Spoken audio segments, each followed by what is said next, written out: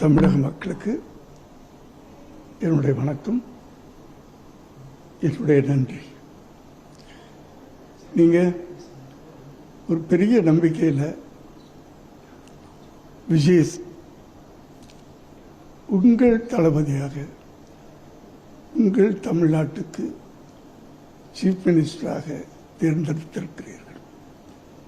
நிச்சயமாக உங்கள் நம்பிக்கையை அவர் நிறைவேற்றுவார். அவருக்கு நிறைய கனவுகள் இருக்கு.